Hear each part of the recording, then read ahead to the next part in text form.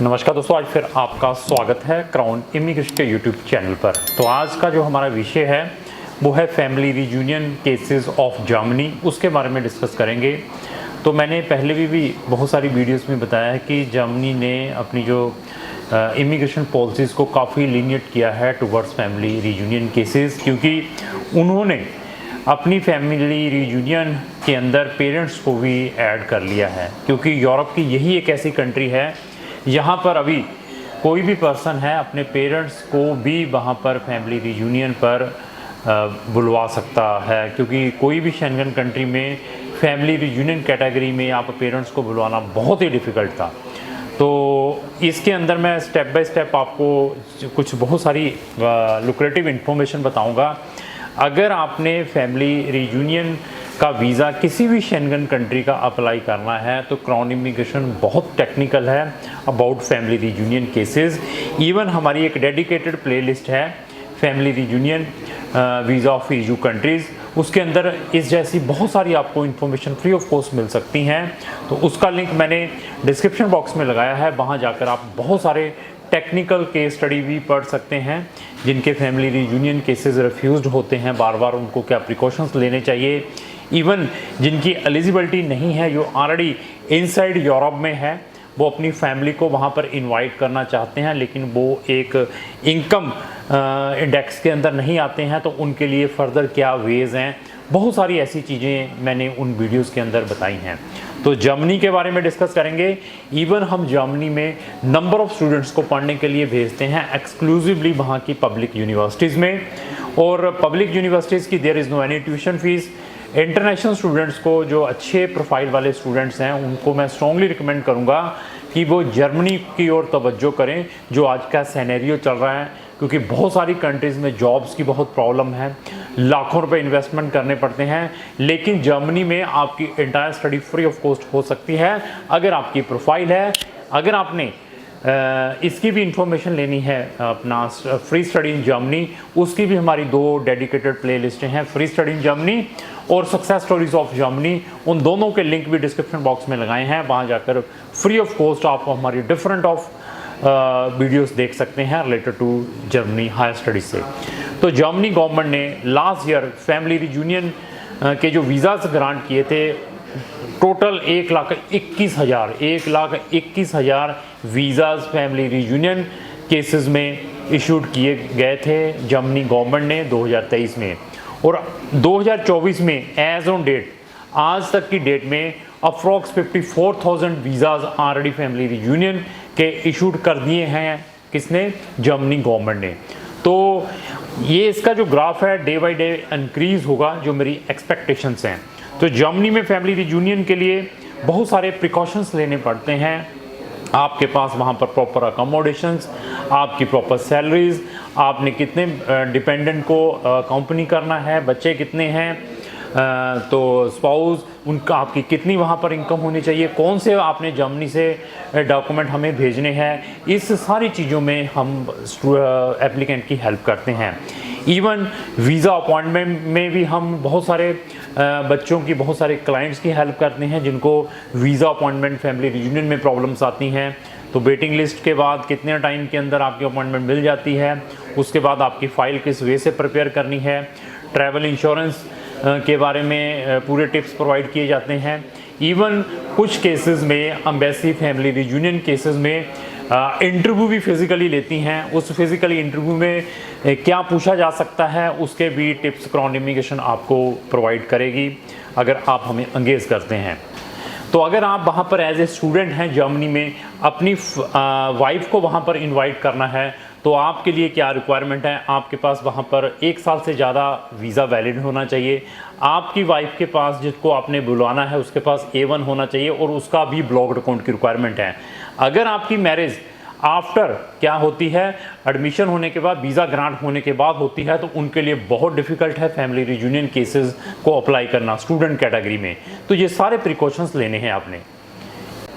अगर embassy faeces के बारे में डिस्कस करें, जो गवर्नमेंट की फ़ीस है वो आई थिंक 75 यूरो की है। इसके अलावा BFS चार्जेस डाल के व्हाट्सएवर है वो आपने वहाँ पर फिज़िकली डिपॉजिट करने होते हैं। कहाँ पर? एम्बेसी के अंदर। कौन से केसेस फैमिली रियूनियन में आपकी एम्बेसी की डायरेक्ट सबमिशंस हैं, कौन से फैमिली रियूनियन केसेस में आपकी जो डायरेक्ट सबमिशन है थ्रू BFS है, ये सारी की सारी टेक्निकल चीज़ें क्राउन इमिग्रेशन अपने प्रोस्पेक्टिव क्लाइंट्स के साथ शेयर करता है। तो इसके अलावा और भी बहुत सारे हमारे पास मटेरियल है। अगर आपने हायर स्टडीज़ के लिए शेंगन की 29 कंट्रीज़ में जाना है तो 29 कंट्रीज़ की जो इन्फॉर्मेशन है क्राउन इमिग्रेशन के टिप्स के ऊपर है। हर एक कंट्री से रिलेटेड हमारे यूट्यूब चैनल के ऊपर प्लेलिस्टें बनी हुई हैं। अगर आपकी destination higher study in EU countries हैं तो आप हर एक कंट्री की प्लेलिस्ट हमारे यूट्यूब चैनल पर जाकर देख सकते हैं। तो अभी इसके अलावा वेरिफिकेशन फ़ीस के ऊपर तो बहुत सारे केसेस में जर्मनी क्लाइंट से वेरिफिकेशन फ़ीस भी डिमांड करती है। It is again depend case to case. तो वेरिफिकेशन फ़ीस 25,000 से 50,000 इंडियन रुपीज़ की है, जो आपको सेपरेटली एम्बेसी में डिपॉजिट करनी पड़ती है। तो वेरिफिकेशन प्रोसेस क्या है, क्योंकि जर्मनी बहुत सारे केसेस में थर्ड पार्टी वेरिफिकेशंस रखी हुई हैं, यहाँ पर उनको डाउट रहता है कि ये मैरिजेस रियल हैं जहाँ फेक मैरिजेस हैं, उनकी वेरिफिकेशंस में कहाँ तक वो थर्ड पार्टी जाती है, उसमें भी हम टिप्स प्रोवाइड करते हैं अपने प्रोस्पेक्टिव क्लाइंट्स को जब वो हमारे साथ एंगेज होता है। तो अभी आते हैं लैंग्वेजेस के ऊपर, क्योंकि जर्मनी में जिसने भी जाना है फैमिली रियूनियन केसेस के ऊपर तो वहाँ पर लैंग्वेज मैंडेटरी है। तो कौन से केसेस में लैंग्वेज वेवर है जो A1 करना पड़ता है, कौन से केसेस में लैंग्वेज मैंडेटरी है, उसको भी मैं इस वीडियो के अंदर 1 बाय 1 आपको बताऊंगा। तो ऐसा है कि मेरे पास ऐसे भी बहुत सारे केसेस आते हैं जिन बच्चों को फेक कमिटमेंट के साथ जर्मनी में भेजा जाता है कि स्पाउस जो स्टूडेंट है वो अपनी स्पाउस को साथ में ही अकम्पनी कर लेगा अगर वो जर्मनी पढ़ने के लिए जा रहा है। तो स्टूडेंट स्पाउस का जो डिपेंडेंट वीज़ा है वो काफ़ी डिफ़िकल्ट है। तो ऐसा नहीं है प्रोविज़न नहीं है, प्रोविज़न है, अप्लाई करने का प्रोविज़न है, लेकिन उसके अंदर बहुत सारी हर्डल्स हैं। आपको आपका एजेंट्स बड़ी इजीली बता देता है कि मैं करवा दूंगा, लेकिन उसके बाद जब वो ट्रैप में आ जाता है तो फिर हमारे जैसे लोगों की वीडियोस वॉच करने के बाद they are contacting us. Student dependent में फैमिली रियूनियन में क्या प्रिकॉशंस लेने हैं, जो हाईली क्वालिफाइड है वहाँ पर आपने क्या प्रिकॉशंस लेने हैं। आपके पास जर्मनी का पासपोर्ट है तो आपके लिए क्या वे है वहाँ पर फैमिली रियूनियन केसेस में। आपके पास EU पासपोर्ट है लेकिन आप जर्मनी में वर्क कर रहे हैं या वहाँ पर सेल्फ एम्प्लॉयड है तो आपके लिए क्या वे है। आप वहाँ पर वर्क परमिट पर हैं तो वहाँ पर टेम्परेरी रेजिडेंसी परमिट है तो आपके लिए क्या ऑप्शंस है फैमिली रियूनियन केसेस में। ये सारी की सारी इन्फॉर्मेशन हम अपने प्रोस्पेक्टिव क्लाइंट्स के साथ शेयर करते हैं। तो अभी मैं बताऊंगा कौन सी कैटेगरीज में आपको A1 देने की रिक्वायरमेंट नहीं है। मैं उन कैटेगरीज के बारे में अभी इसके अंदर 1 बाय 1 बताऊंगा। अगर आप उन कैटेगरी से बिलोंग करते हैं तो आप अपना family reunion case without A1 से के बगैर भी वहाँ पर अप्लाई कर सकते हैं। तो इवन कैसे आपने अपनी वीज़ा अपॉइंटमेंट लेनी है, फैमिली रियूनियन कैटेगरी किन के लिए एप्लीकेबल है, डिपेंडेंट वीज़ा किन के लिए एप्लीकेबल हैं, इन कैटेगरीज की अपॉइंटमेंट को लेना बहुत इंपॉर्टेंट है। अगर आप गलत अपॉइंटमेंट लेकर एम्बेसीज में जाते हैं तो एम्बेसी आपकी फ़ाइल एक्सेप्ट नहीं करेगी। ये सारे के सारे प्रिकॉशंस लेकर आपने अपना केस किसी भी कंसल्टेंट को देना है। तो मैं कुछ कैटेगरीज बताऊंगा। अगर आप वहाँ पर इन कैटेगरीज में हैं जर्मनी में तो आप अपनी स्पाउस को विदाउट A1 जर्मन A1 से बुला सकते हैं। ब्लू कार्ड होल्डर हैं जो वहाँ पर, ICT कार्ड होल्डर हैं, स्किल्ड वर्कर हैं, प्रोफेशनल विद वोकेशनल ट्रेनिंग्स वाले जो वहाँ पर हैं वो अपने स्पाउस को विदाउट A1 बुला सकते हैं। साइंटिस्ट हैं, इवन वहाँ पर जो IT प्रोफेशनल हैं जो वहाँ पर सेल्फ एम्प्लॉयड हैं, सेल्फ एम्प्लॉयमेंट है जो अपना बिजनेस कर रहे हैं, वर्कर इन स्पेशल पोजीशंस हैं, सेटलमेंट परमिट फॉर प्रोफेशनल्स। अगर आपकी ये कैटेगरीज हैं तो आप अपनी स्पाउस को विदाउट A1 वहाँ पर बुलवा सकते हैं। इवन जिन लोगों के पास EU पासपोर्ट है, यूरोपियन यूनियन का पासपोर्ट है, लेकिन वो जर्मनी में आकर वर्क कर रहे हैं, जहाँ वहाँ पर बिजनेस कर रहे हैं, वो भी अपनी फैमिली को विदाउट जर्मन लैंग्वेज बुला सकते हैं। बट जिनके पास जर्मन का पासपोर्ट है, अगर उन्होंने अपनी फैमिली को वहाँ पर इनवाइट करना है तो उनके लिए A1 मैंडेटरी है। तो कुछ केसेस हमारे पास बच्चों के आते हैं, जिन बच्चों की 16 या 16 से प्लस एज हैं, उन्होंने अपने पेरेंट्स को वहाँ पर अकॉम्पनी करना है। उन केसेस पर जो बच्चा 16 या 16 से प्लस है, C1 की रिक्वायरमेंट रहती है।